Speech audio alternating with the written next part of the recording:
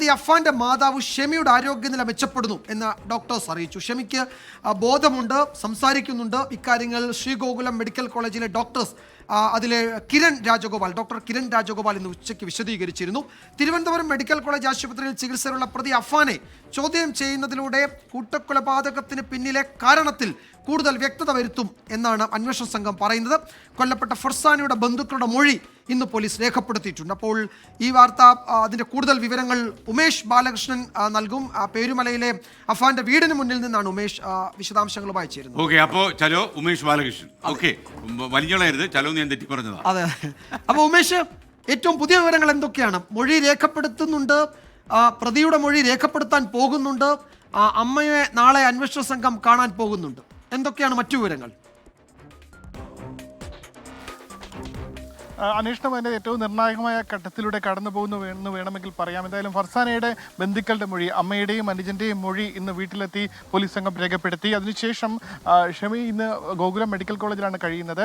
അവിടെ എത്തി ആരോഗ്യനില സംബന്ധിച്ചുള്ള വിവരങ്ങൾ ഡോക്ടർമാരോട് പോലീസ് സംഘം ചോദിച്ചറിഞ്ഞു. ഇപ്പോഴും ആവശ്യമെങ്കിൽ മൊഴിയെടുക്കാവുന്ന ആരോഗ്യനിലയിൽ തന്നെയാണ് ഷെമി. പക്ഷേ എങ്കിലും ഈ കൂടുതൽ സെഡേഷനെല്ലാം ശരീരത്തിൽ പോയതിനാൽ ചെറിയൊരു മയക്കമുണ്ട്. അതുകൊണ്ട് തന്നെ നാളെ ആക്കാം എന്നുള്ളൊരു തീരുമാനത്തിൽ പോലീസ് ഉദ്യോഗസ്ഥരും ഡോക്ടർമാരും തമ്മിൽ ആശയവിനിമയം നടത്തി തീരുമാനിക്കുകയായിരുന്നു. അങ്ങനെയാണെങ്കിൽ നാളെ ആറ്റിങ്ങൽ ഡിവൈഎസ്പിയുടെ നേതൃത്വത്തിൽ തന്നെ മൊഴിയെടുക്കും. ഇതിൽ ഏറ്റവും സുപ്രധാനമായ മൊഴി അത് തന്നെയാണ്. എന്താണ് സംഭവിച്ചത്? ആദ്യം ആക്രമിക്കപ്പെട്ട ഈ വീട്ടിൽ, ഞാനിപ്പോൾ നിൽക്കുന്നത് പെരുമലയിലെ ആ വീട്ടിലാണ്. ഈ വീട്ടിലായിരുന്നു 2 ദിവസം മുൻപ് ഈ അക്രമങ്ങളുടെ തുടക്കം. ഏകദേശം രാവിലെ 10 മണിക്ക് തുടങ്ങിയ അക്രമങ്ങൾ വൈകിട്ട് 5 മണി വരെ നീണ്ടു നിന്നു എന്നാണ് പ്രാഥമികമായി മനസ്സിലാക്കുന്നത്. എന്തായാലും ഈ വീട്ടിൽ കഴിഞ്ഞ ദിവസങ്ങളെല്ലാം നമ്മൾ വരുമ്പോൾ ആളുകളെല്ലാം ഉണ്ടായിരുന്നു. ഇന്നിപ്പോൾ ആരുമില്ല. പൂർണ്ണമായി പോലീസ് സീൽ ചെയ്ത് ഒരാൾ പോലും ഈ ഭാഗത്തേക്ക് പോലും തിരിഞ്ഞു പോലും നോക്കാത്ത രീതിയിലേക്ക് ഈ വീടും ഒറ്റപ്പെട്ട് കഴിഞ്ഞു. ഇനി ആരുമില്ല, വീട്ടിലും ആരുമില്ല. ഷെമി ഹോസ്പിറ്റലിലുമാണ്. എന്തായാലും നാളെ ഷെമിയുടെ മൊഴി രേഖപ്പെടുത്തും. ഇതിൽ ഏറ്റവും സുപ്രധാനമായി അറിയേണ്ടത് പ്രതി പറഞ്ഞത് പ്രകാരമുള്ള ഈ കടബാധ്യത ഉണ്ട് എന്നുള്ള പ്രാഥമിക വിവരമെല്ലാം പോലീസിന് ലഭിച്ചിട്ടുണ്ട്.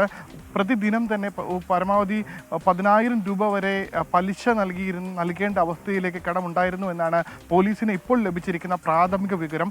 അതിൻ്റെ അടിസ്ഥാനത്തിൽ ഷെമിയോട്, കാരണം പ്രതി പറഞ്ഞത് പ്രകാരമാണെങ്കിൽ കുടുംബസമേതം തങ്ങൾ ആത്മഹത്യ ചെയ്യാൻ തീരുമാനിക്കുകയും അതിൻ്റെ അടിസ്ഥാനത്തിൽ താൻ ആത്മഹത്യ ആരെങ്കിലും ചെയ്ത് മരിച്ചില്ലെങ്കിലോ എന്ന് കരുതി താൻ ആ കൊല ചെയ്യാനുള്ള ഉത്തരവാദിത്തം ഏറ്റെടുക്കുകയായിരുന്നു എന്നാണ് പ്രതി പറഞ്ഞ മൊഴി. അതെല്ലാം എന്തായാലും പറഞ്ഞതുപോലെ വിഷം കഴിച്ചോ അല്ലാതെയോ ആത്മഹത്യ ചെയ്യാൻ തീരുമാനിച്ച ആരെങ്കിലും മരിക്കാതെ വന്നാൽ ആ സംശയം കൊണ്ട് എല്ലാവരെയും കൊലപ്പെടുത്താനുള്ള ഉത്തരവാദിത്വം ഞാൻ ഏറ്റെടുത്തു എന്നാണ് ഈ പ്രതി പറയുന്നത്. അങ്ങനെയാണെങ്കിൽ